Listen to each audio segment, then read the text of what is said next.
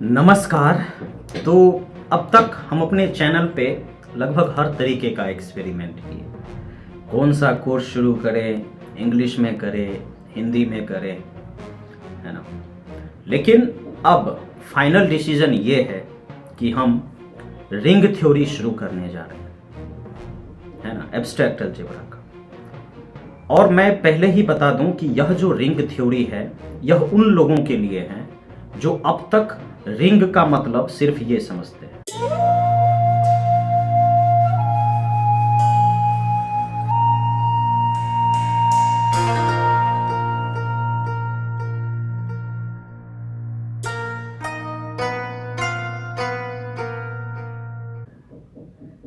ठीक है, मतलब कि जीरो से भी जीरो लेवल से शुरू करेंगे। तो जो लोग अभी CSI और नेट के एस्पायरेंट हैं, जिनको बहुत जल्दी एग्जाम देना है, ठीक है, अभी कुछ 10 दिन के बाद, तो वो लोग इस वीडियो को अवॉइड करें। लेकिन जो लोग शुरू से रिंग थ्योरी एकदम मजे के साथ और बिना किताबी भाषा के, समझ गए, ऐसा नहीं कि हम एक रिंग यहां पे पटक दिए और बोल दे कि ये पोस्टुलेट होगा तो ये रिंग, ठीक है हम भी करेंगे, लेकिन हमारा जो तरीका होगा उसमें आपको रटने की जरूरत नहीं के बराबर पड़ेगी। ठीक है, और ये कहें तो एक तरीके से हमारा पहला डिटेल्ड कोर्स होगा, जिसपे अगर अच्छा रिस्पॉन्स मिला तो निश्चित तौर पे हम इसको कंटिन्यू करेंगे। तो अगर आप चाहते हैं कि मतलब ये चीज़ें कंटिन्यू हो तो किस तरीके से कंटिन्यू करें, ठीक है, आप अपने सजेशंस डेफिनेटली लिख सकते हैं कमेंट सेक्शन में। ठीक है, और जैसा कि मैंने अभी आपको बोला कि अभी तक हम जो भी लेक्चर्स इस चैनल पे रखे हैं वो एक तरीके का एक्सपेरिमेंट था। मैंने हर एक ऑब्जर्वेशंस को लिखा है, आपके जो रिस्पॉन्सेस थे, किस तरीके के वीडियोस, क्या क्या नहीं, कुछ चीज़ें। लेकिन फिर भी एक कहानी को डिटेल में कहने का जो तरीका है, या फिर एक तरीके से कहे तो YouTube पे आप किसी भी चीज़ को डिटेल में रखें तो ये बहुत मुश्किल हो जाता है ना। बावजूद हमें कोई फ़र्क नहीं पड़ता, हम पूरे डिटेल में इस रिंग थ्योरी के कहानी को कहने वाले हैं, एक एक चीज़ को बिल्कुल बारीकी से डिस्कस करने वाले हैं। तो अभी तक आप जिस रिंग को जानते हैं वो ये रिंग है, ठीक है, लेकिन हम जिस रिंग थ्योरी की बात इस एब्स्ट्रैक्ट अलजेब्रा में करेंगे वो ये रिंग है। ठीक है, ऑलराइट। यहां पे ये जो R है यह एक नॉन एम्प्टी सेट है। ऑलराइट, नॉन एम्प्टी सेट मतलब ऐसा सेट जिसमें कुछ ना कुछ हो, कम से कम एक एलिमेंट हो। ऑलराइट, और यहां पे ये क्या है, एडिशन है। ठीक है, और इस बाइनरी ऑपरेशन को हम अभी मल्टीप्लिकेशन कह रहे हैं। ऑलराइट, अब आप में से बहुत सारे लोग ये कहेंगे कि क्या एडिशन और मल्टीप्लिकेशन यही दोनों बाइनरी ऑपरेशन होना जरूरी है क्या, और कोई बाइनरी ऑपरेशंस नहीं हो सकते? तो मैं यहां पे ये कहना चाहूंगा कि ये एडिशन और मल्टीप्लिकेशन ये जो है फंडामेंटल बाइनरी ऑपरेशन है, और शुरुआती डेफिनेशन में इसका यूज किया जाता है। लेकिन अब मान लीजिए कि जब हम Zn की बात करेंगे, रेसिड्यू मोडलो वाला जो ग्रुप होता है, तो यहां पे जो एडिशन मोडलो n, मल्टीप्लिकेशन मोडलो n लेंगे। इसके विषय में भी हम चर्चा करेंगे, है ना, कि ये रिंग है या नहीं है, क्या है क्या नहीं है। लेकिन यहां पे बाइनरी ऑपरेशन इस तरीके का होगा।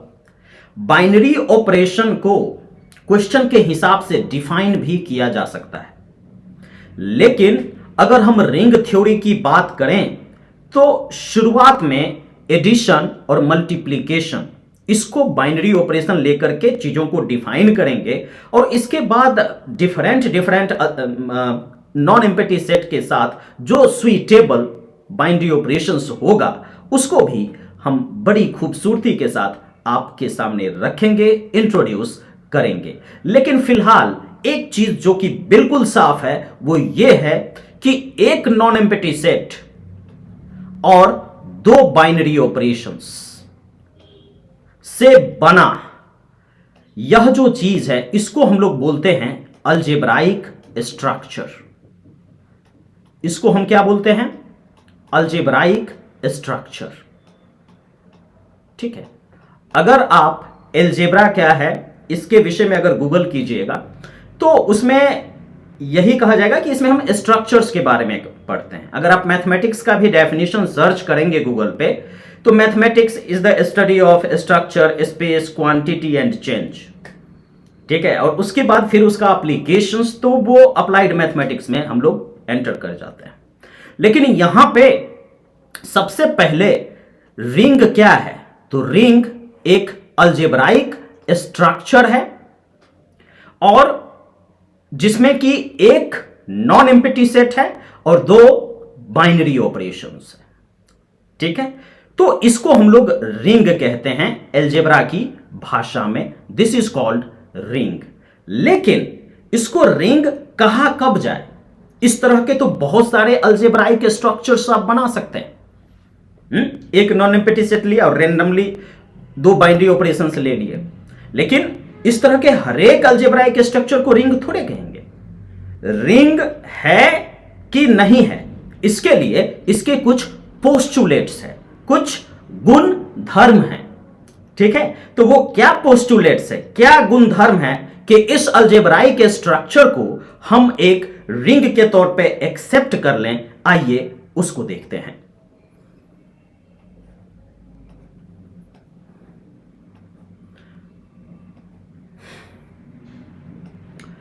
उसको देखने के लिए सबसे पहले हम क्या कहेंगे कि ये जो अलजेब्राइक स्ट्रक्चर है जिसमें कि एक नॉन एम्प्टी सेट और दो बाइनरी ऑपरेशन है, इसको हम लोग is said to be a ring. Said to be a ring, इसको हम लोग रिंग कहेंगे कब? इफ। क्या कंडीशन है भैया? पहला, यहां पे देखिए ए मैं लिख रहा हूं। ए लिखने का हमारा मतलब क्या है कि ऐसे अगर आपको इसको अपने जहन में रखना है रिंग को, तो आप सिर्फ तीन चीजें याद रखिए। लेकिन जो पहला चीज है उसमें 5 बातें छुपी हुई है। जो दूसरी चीज है उसमें 2 बातें छुपी हुई है। तो वो क्या चीजें हैं? देखिए यहां पे R with respect to addition and multiplication है। ठीक है, तो R with respect to addition अगर हम लोग ले लें, सबसे पहले हमने क्या कहा कि भैया आर को एडिशन के साथ। ठीक है, तो R with respect to addition जो है यह एक कॉम्यूटेटिव ग्रुप होना चाहिए, इज अ कॉम्यूटेटिव ग्रुप। ठीक है, अब कॉम्यूटेटिव ग्रुप जैसे ही कहा, इसका मतलब इसमें कितनी बातें छुपी हुई है? 5 बातें। कौन कौन सी बातें इसमें छुपी हुई है? आइए उसको एक बार यहां पे देख लें। सबसे पहली बात कि अगर आप कोई भी 2 एलिमेंट लेते हैं आर से, a belongs to R and for all b belongs to R. ठीक है, तो यहां से ए प्लस बी आर के अंदर लाई करेगा। मतलब कि ring with respect to addition यह एक कॉम्यूटेटिव ग्रुप होना चाहिए। मतलब कि आर से आप कोई भी 2 एलिमेंट ले लें, कोई भी 2 एलिमेंट, तो उसका जो सम है वह भी आर के अंदर ही होना चाहिए।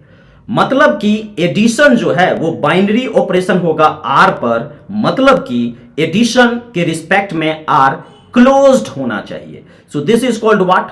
Closure law with respect to addition. ठीक है, closure law with respect to addition. दूसरा, कॉम्यूटेटिव के लिए और क्या होना चाहिए? तो associativity, a plus b plus c बराबर क्या?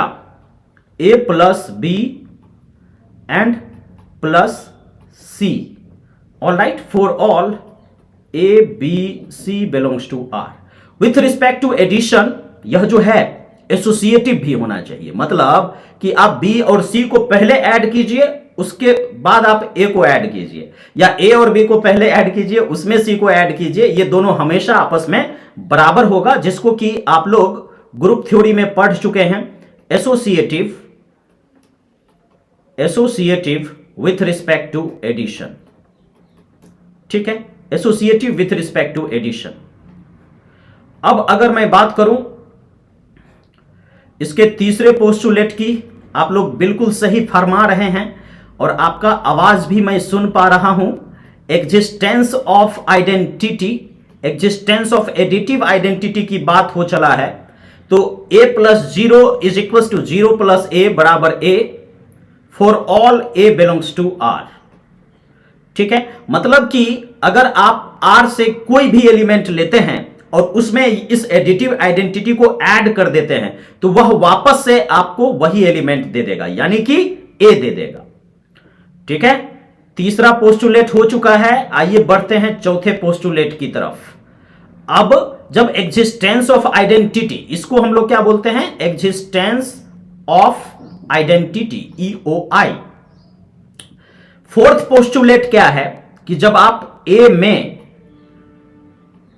कुछ ना कुछ ऐसा एलिमेंट डेफिनेटली उस आर के अंदर होना चाहिए कि जब ए में उस एलिमेंट को ऐड करेंगे तो हमें आइडेंटिटी मिल जाए, और ऐसा हमें हरेक ए इन आर होना चाहिए, for each A in are, ठीक है। मतलब कि यहां पे अगर ए है तो इसमें माइनस ए ऐड कर देंगे तो हमें क्या मिल जाएगा, 0। तो इसको हम लोग क्या बोलते हैं, एडिटिव इनवर्स, मतलब कि ए का इनवर्स बट एडिशन के रिस्पेक्ट में। तो अभी तक की जो कहानी है, ये चार पोस्टुलेट्स किस तरफ इशारा करते हैं, ये चार पोस्टुलेट्स इशारा करते हैं कि आपको R with respect to addition जो है एक ग्रुप के तौर पे मिल चुका है।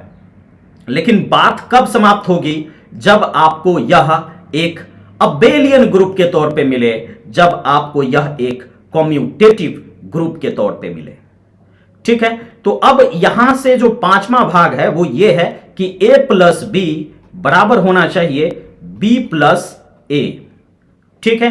और a plus B is equal to b plus A for all a comma b belongs to r। अगर कोई भी एलिमेंट अगर हम r से लेते हैं और a प्लस बी बराबर b प्लस ए है, मतलब कम्यूटेटिव है, तो हम कहेंगे क्या कि अब यह जो r with respect to addition है यह एक कम्यूटेटिव ग्रुप बन चुका है।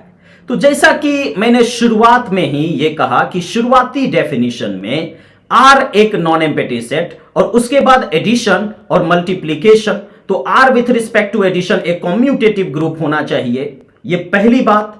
लेकिन इस पहली बात में 5 बातें छिपी हुई कि उसके अंदर closure law, associative law, existence of identity, existence of inverse और कम्यूटेटिव लॉ, ठीक है। तो ये पहली चीज हो गई कि R with respect to addition क्या होना चाहिए, कम्यूटेटिव ग्रुप। लेकिन बातें अभी और है। अब जो मैंने आपको बोला था कि एक दूसरी बात आपको याद रखनी पड़ेगी, और दूसरी बात क्या है कि R with respect to multiplication. देखिए यहां पे जो अब हम बात कर रहे हैं, इस आर को मल्टीप्लीकेशन के रिस्पेक्ट में देखा जा रहा है। पहले तो एडिशन के रिस्पेक्ट में कम्यूटेटिव ग्रुप कर लिए, अब मल्टीप्लीकेशन के रिस्पेक्ट में ये क्या होना चाहिए, सेमी ग्रुप होना चाहिए। R with respect to multiplication is semi group, ठीक है। तो अब इसमें 2 बातें छुपी हुई है। Semi group with respect to multiplication आप भी जानते हैं कि for all A belongs to R and for all b belongs to r क्या होना चाहिए, बिल्कुल सही, such that a dot b belongs to r, यानी कि ये क्या होना चाहिए, कम्यूटेटिव, सॉरी r क्लोजर ना होगा जी, इतना जल्दी कम्यूटेटिव पे पहुंचने का क्या जरूरत है, closure with respect to multiplication, multiplication के रिस्पेक्ट में क्लोजर लॉ को सेटिस्फाई करे, यह पहली बात। और एक कौन सी बात छुपी हुई है, R with respect to multiplication semi group, तो सेमी ग्रुप होने के लिए क्या होना चाहिए? Associativity, isn't it?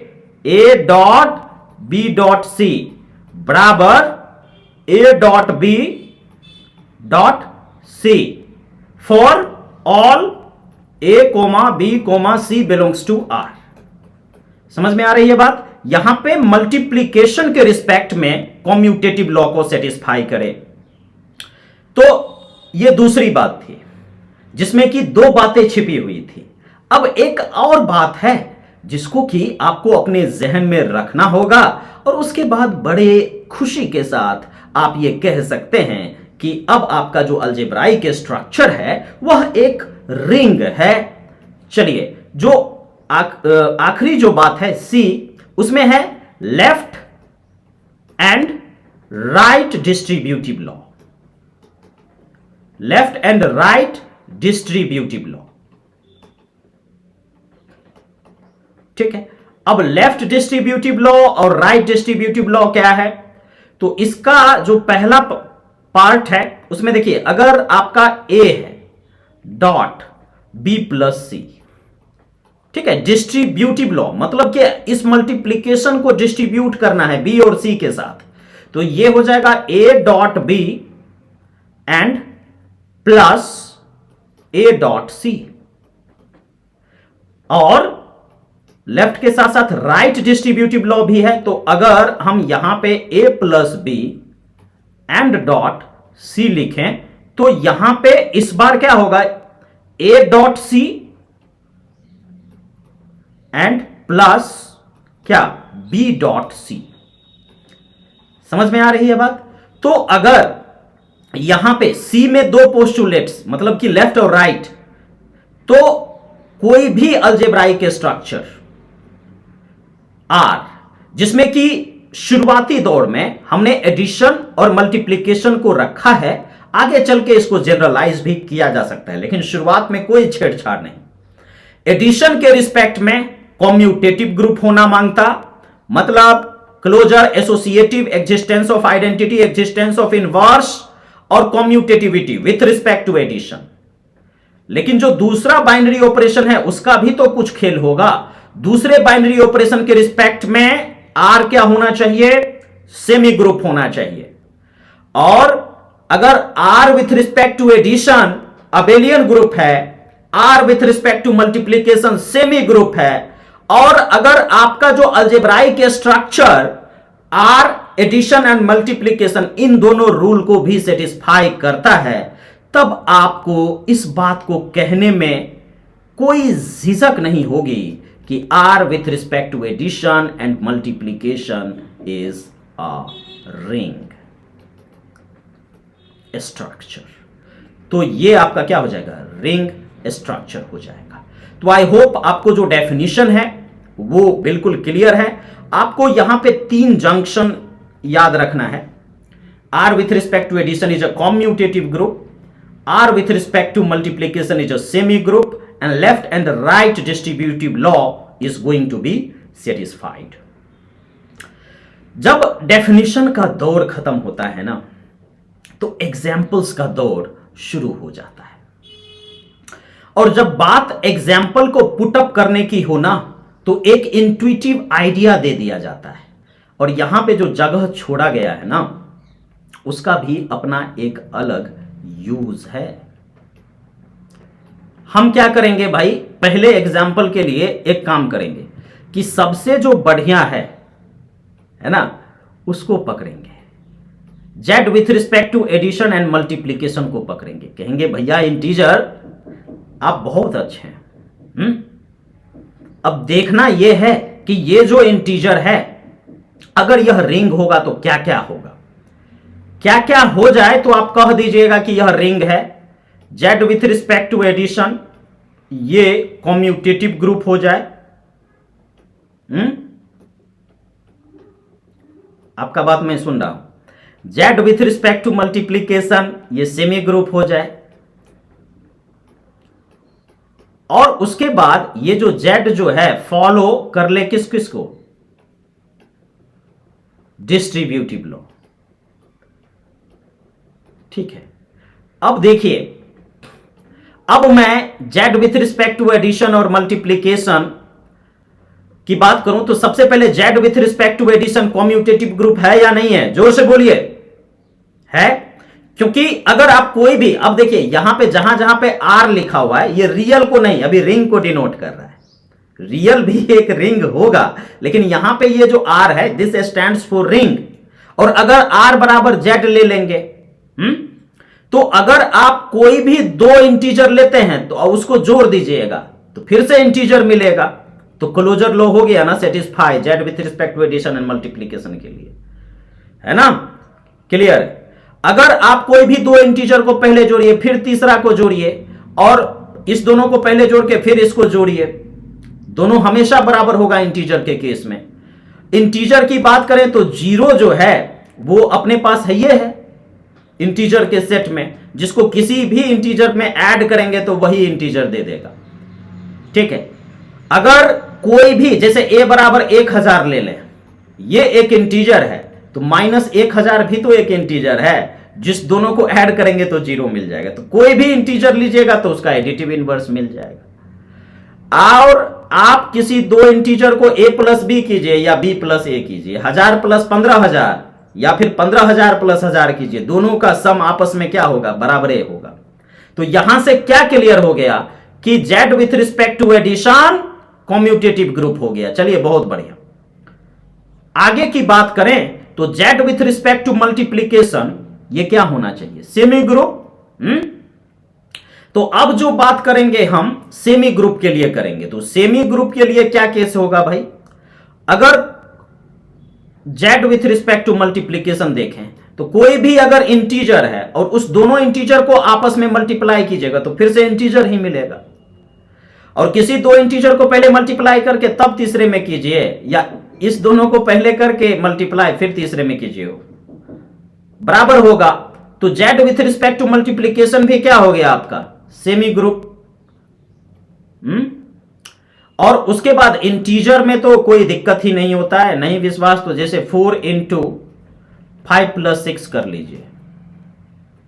ठीक है, इसको आप 4 × 5 + 4 × 6 भी कर सकते हैं।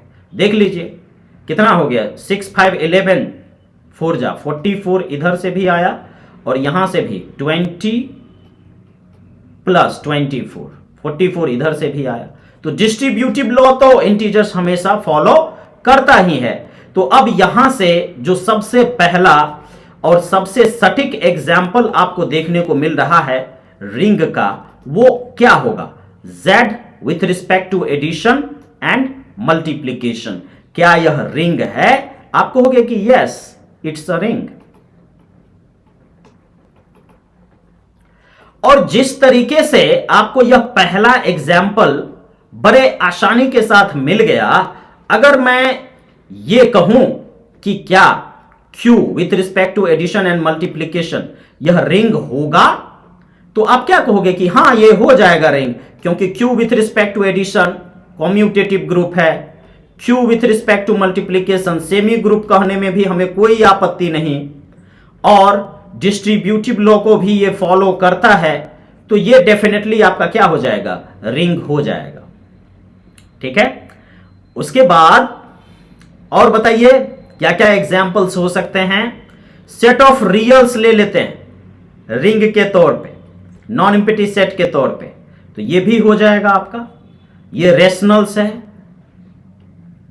ठीक है, रेशनल्स, ये आपका इंटीजर्स। आप इंट्यूशन के लिए, अंतर्बोध के लिए क्या कर सकते हैं कि निश्चित तौर पे इसको कुछ एग्जाम्पल्स लेकर के देख सकते हैं। ये आपका क्या हो जाएगा? Set of reals, set of reals. ये भी आपका रिंग हो जाएगा, क्योंकि इसमें भी एडिशन के रिस्पेक्ट में कॉम्यूटेटिव ग्रुप, मल्टीप्लीकेशन के रिस्पेक्ट में सेमी ग्रुप, और डिस्ट्रीब्यूटिव लॉ को तो फॉलो करता ही है। ठीक है, इसके साथ साथ अगर हम यहां पे Zn with respect to addition modulo n and multiplication modulo n लेते हैं, तो ये भी क्या हो जाएगा? रिंग हो जाएगा। ठीक है, आप में से कुछ लोग कहेंगे कि Zn के लिए थोड़ा दिखा देते तो अच्छा रहता।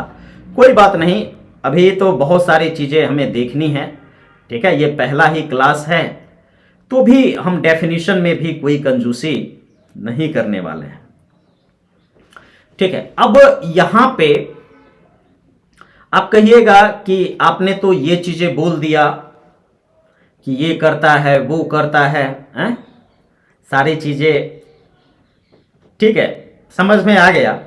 लेकिन महाराज अगर एग्जाम में पूछ दिया, मान लीजिए बीएससी के एग्जाम में, देखिए ये जो कोर्स मैं बना रहा हूं ना, ये इस कोर्स का यूज आप कहीं पे भी करो, रिंग थ्योरी। अब जैसे ही 2 3 4 क्लास हो जाएगा, उसके बाद फिर प्रॉब्लम्स का जकीरा आपके सामने आना शुरू हो जाएगा, समझे। ऐसा नहीं है कि यूट्यूब पे है तो हम मतलब जो है कहीं से भी क्वेश्चंस ला के डालें, हमने ऐसा किया भी है शुरू में, ठीक है। लेकिन अब मेरी इच्छा है कि जो इस तरह के कोर्सेस चाहते हैं, ठीक है, भले ही वो बीएससी फर्स्ट ईयर में है, लेकिन वहां से चीजों को पकड़ पाए, तो मैं यहां पे इस कोर्स में हर वो चीज डिस्कस करने वाला हूं जिसकी जरूरत है, ठीक है, और जो जीरो लेवल से रिंग थ्योरी को पढ़ना चाह रहा है। लेकिन 3 4 क्लास के बाद अपने आप सीएसआईआर नेट के प्रीवियस ईयर क्वेश्चंस जो हैं वो आने शुरू हो जाएंगे। तो जो सबसे पहली बात है कि show that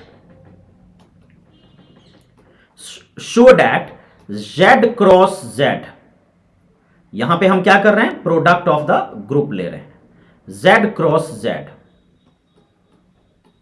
with respect to addition and multiplication is a ring, ठीक है। Z cross Z with respect to addition and multiplication क्या है, रिंग है। इसको प्रूफ करेंगे, ठीक है। इसको प्रूफ करने के लिए सबसे पहले क्या करेंगे भैया, Z क्रॉस Z, ये क्या है, Z के एलिमेंट, मतलब यहां पे कार्टेशियन प्रोडक्ट ही तो है, A comma B such that A belongs to Z and B belongs to Z। Alright, ये चीजें हो जाएंगी। अब जो पहला जंक्शन का जो सबसे पहला पॉइंट है वो क्या है कि Z क्रॉस Z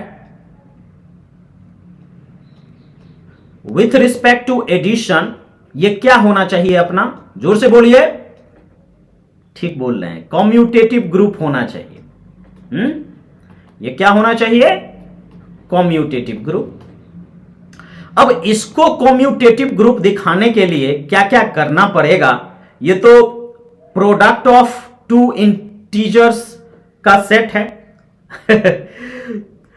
ठीक है, इंटीजर्स का प्रोडक्ट है Z क्रॉस Z। तो यहां पे तो इंट्यूटिवली लग ही रहा है, लेकिन मान लीजिए कि अगर बीएससी में पूछ दिया शो करने के लिए, तो कैसे शो कर देंगे, लेट x बराबर A comma B belongs to Z cross Z।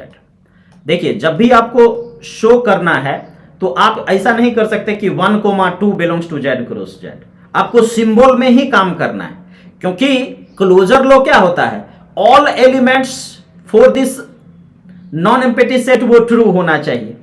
तो आप जब प्रूफ करना है तो 1 या 2 एलिमेंट लेके आप नहीं दिखा सकते हैं, आपको सिंबल में ही बात करना पड़ेगा, ठीक है।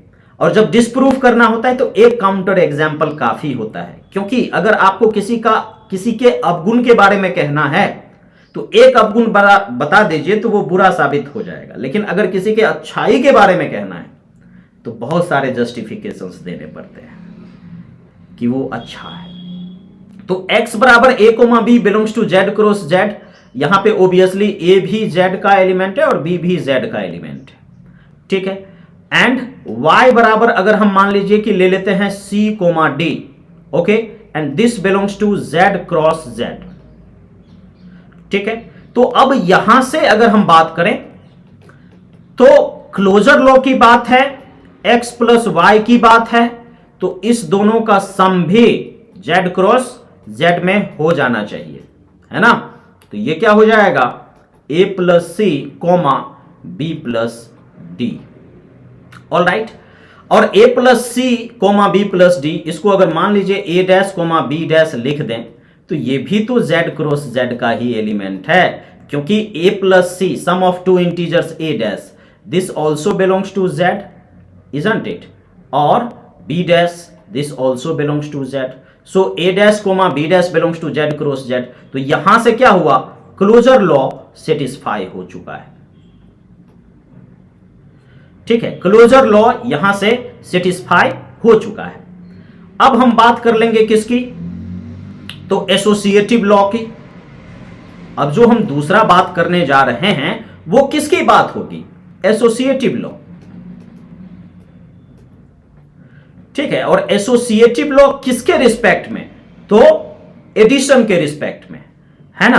तो यहां से अगर मान लीजिए कि हम x plus Y plus Z की बात करते हैं, ठीक है, तो x मान लीजिए हमने a कोमा b लिया है, एंड प्लस y हमने लिया है c कोमा d, और z हमने लिया है e comma f। All right, तो यहां से ये क्या हो जाएगा, a कोमा b, और अब पहले क्या करेंगे, इस दोनों को ऐड करेंगे, तो ये हो जाएगा c plus e comma d plus f। ठीक है, अब यहां से ये जो है a कोमा b, अब फिर से यहां पे इस दोनों को ऐड करेंगे और फिर अलग अलग कर लेंगे। ठीक है, तो ये हो जाएगा क्या, a plus c plus e, मतलब इस a को c प्लस e के साथ, और उसके बाद फिर b plus d plus f, ये कार्य हो जाएगा। ठीक है, अब यहां से आप देख लीजिए, ये जो है a plus c plus e and b plus d को एक साथ लिख लेते हैं। ठीक है, यहां से ये जो है b प्लस d को आप एक साथ लिख लीजिए और f को अलग भी रहने दीजिए, तो भी यहां पे b प्लस d को, ये जो है ना b, इस b को d प्लस f के साथ करेंगे तो b प्लस d एक साथ एंड प्लस f। तो इसको वापस से हम क्या लिख सकते हैं, x प्लस y। ठीक है, और देखिए e और f, अब ये बाहर में आ गया ना, तो बाहर में z। ठीक है, तो x plus y plus z को क्या लिख सकते हैं, x plus y plus z। तो यहां से ये क्या क्लियर हो गया भैया कि associative with respect to addition. ठीक है, associative with respect to addition, ये हो जाएगा। ठीक है, अब अगर हम बात कर लेते हैं कि भैया जो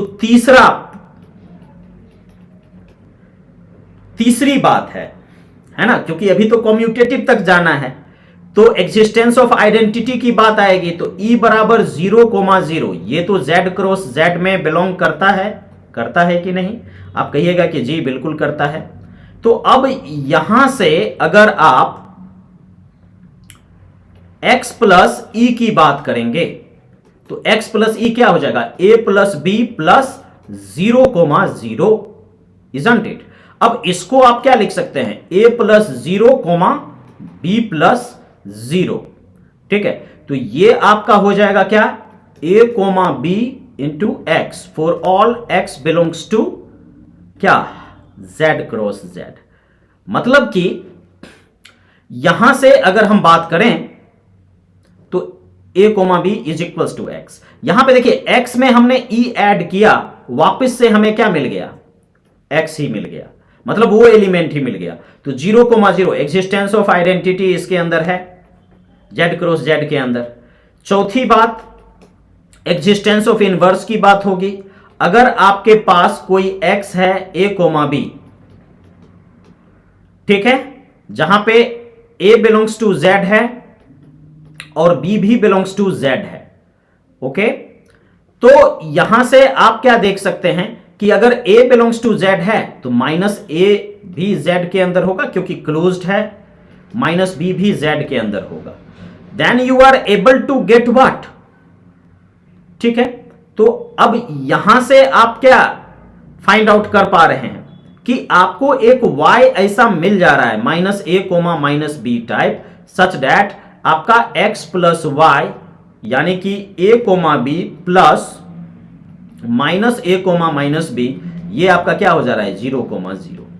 तो इस तरीके से कोई भी आप x और y अगर आप कोई भी x z क्रॉस z के अंदर से लेते हैं तो उसके कोरस्पॉन्डिंग एक y ऐसा डेफिनेटली मिलेगा, जिस दोनों को ऐड करेंगे तो आइडेंटिटी आ जाए। इसका मतलब y क्या है, x का एडिटिव इनवर्स है।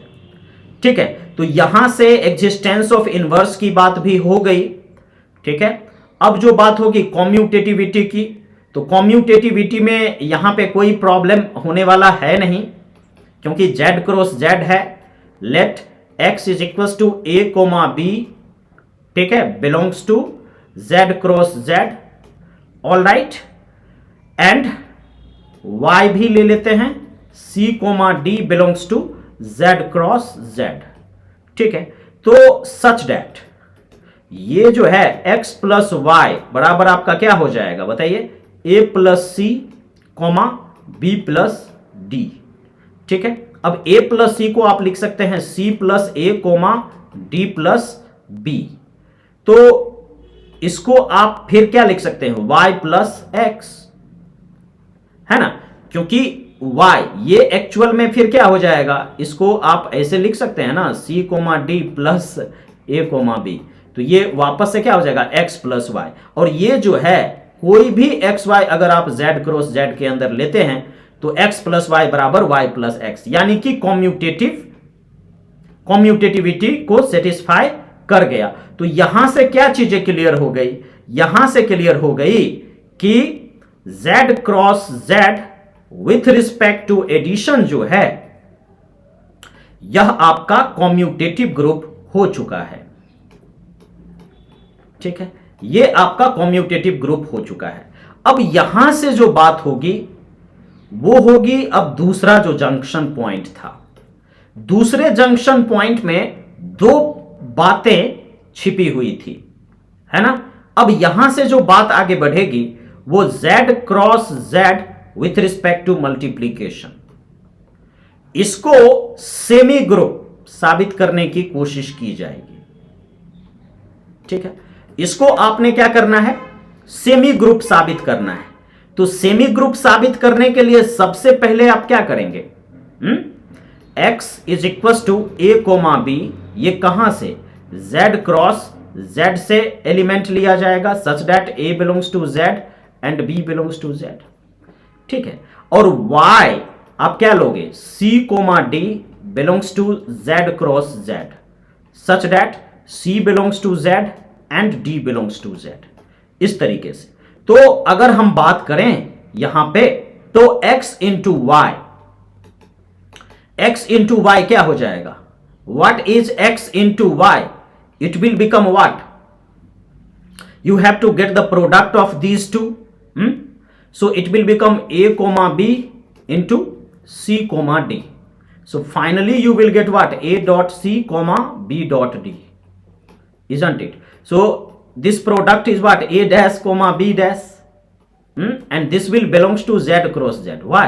Because the product of two integers is again integer.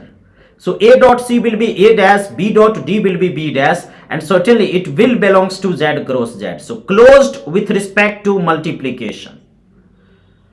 All right, yes, it's closed with respect to multiplication. And now we are interested in for the associativity. तो associativity आप set of integers का element है, तो आप सब जानते हो कि x dot Y dot z बराबर क्या हो जाएगा, x dot Y into Z. यहां पे ये डॉट है क्योंकि इस दोनों इंटीजर को मल्टीप्लाई करो फिर इसमें मल्टीप्लाई करो, या इस दोनों को पहले मल्टीप्लाई करके फिर z तीसरे इंटीजर में मल्टीप्लाई करो, ये हमेशा दोनों आपस में क्या होंगे, बराबर होंगे। तो यहां से associativity with respect to multiplication हुआ, तो यहां से क्या क्लियर हो गया कि z cross z with respect to multiplication ये आपका क्या हो जाएगा, सेमी ग्रुप हो जाएगा। ठीक है, तो अब तक हम देख पा रहे हैं कि z क्रॉस z जो हमने लिया था with respect to addition and multiplication, इसको रिंग साबित करने की एक कवायद जिसकी शुरुआत हुई थी, तब हमने देखा कि z क्रॉस z जो है एक कॉम्यूटेटिव ग्रुप हो चुका है, और उसके साथ साथ z क्रॉस z जो है विथ रिस्पेक्ट टू मल्टीप्लीकेशन एक सेमी ग्रुप भी हो चुका है। और आगे की जो बात है वो ये है कि क्या यह लेफ्ट डिस्ट्रीब्यूटिव और राइट डिस्ट्रीब्यूटिव लॉ को सेटिस्फाई करेगा। तो जवाब है बिल्कुल हाँ, ये कर जाएगा। ये जो है लेफ्ट डिस्ट्रीब्यूटिव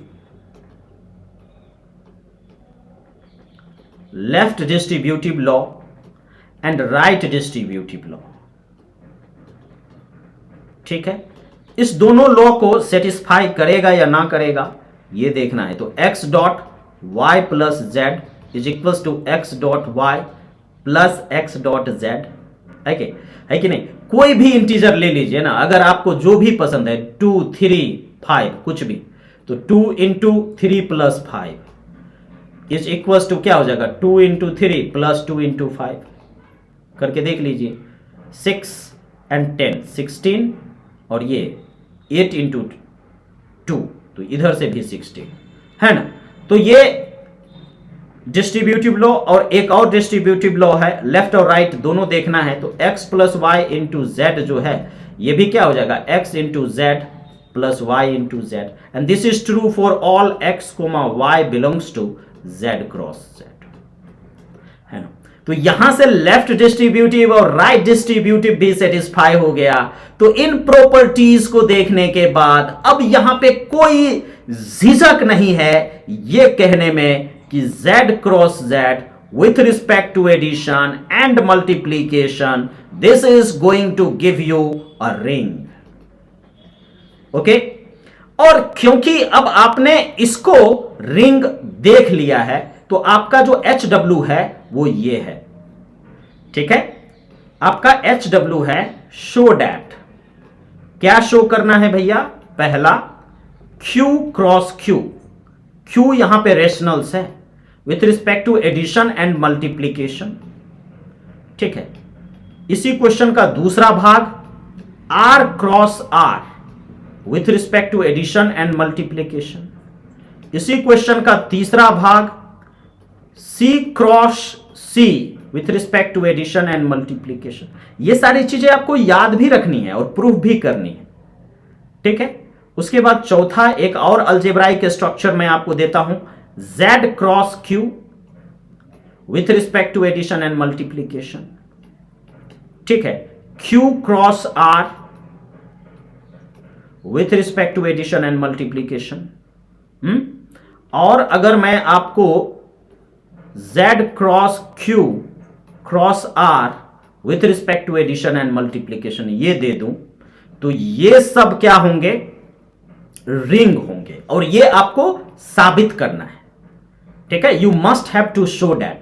ठीक उसी तरीके से जैसे मैंने अभी अभी Z cross Z with respect to addition and multiplication को रिंग साबित किया है, ठीक उसी तरीके से आपको भी साबित करना है, ठीक है। तो ये जो लेक्चर है ये कंटिन्यू रहेगा। अगले लेक्चर में क्या क्या आने वाला है कमिंग सून, वो मैं आपको बता दूं। यह एक डिटेल्ड कोर्स है YouTube पे, रिंग थ्योरी का ऐसा कोर्स जिसमें हम हर चीज डिस्कस करेंगे, BSc पार्ट 1 या फिर BSc वाले स्टूडेंट से लेकर के CSIR नेट वाले स्टूडेंट तक। पहला ही लेक्चर था तो हर चीज को लेकर के आएंगे। कमिंग सून क्या क्या आने वाला है, तो इसमें आने वाला है सबसे पहला चीज कि सेट ऑफ मैट्रिसेस, मतलब इसका जो कंस्ट्रक्शन है ये दिखाएंगे, MNR with respect to addition and multiplication. ये एक रिंग होगा, ये हम आपको शो करेंगे नेक्स्ट क्लास में। इसके अलावा हम आपको गॉसियन इंटीजर से बने एक सेट को रिंग के तौर पे दिखाएंगे, ठीक है, नेक्स्ट लेक्चर में। और इसके अलावा कुछ ऐसे सेट्स भी इंट्रोड्यूस करेंगे जो कि रिंग नहीं है।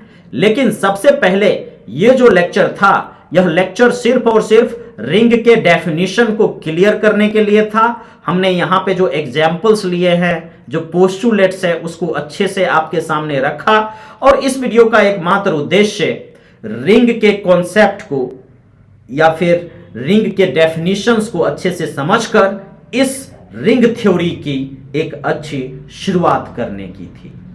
आप अपने महत्वपूर्ण सुझाव इसी वीडियो के कमेंट सेक्शन में दे सकते हैं। रिंग थ्योरी पे एक बेहतरीन प्लेलिस्ट बनने जा रहा है।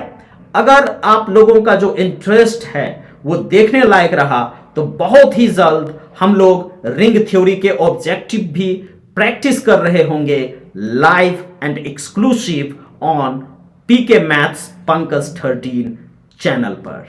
कुछ और प्ले लिस्ट को भी एक बार देख लिया जाए, हो सकता है कि आपके काम का बहुत सारा चीज वहां पे भी मिल जाए। तो मिलते हैं अगले वीडियो लेक्चर में, तब तक आप अपनों का और अपना ख्याल रखते रहिए, पढ़ते रहिए, लिखते रहिए और देखते रहिए पीके मैथ्स पंकज 13। धन्यवाद।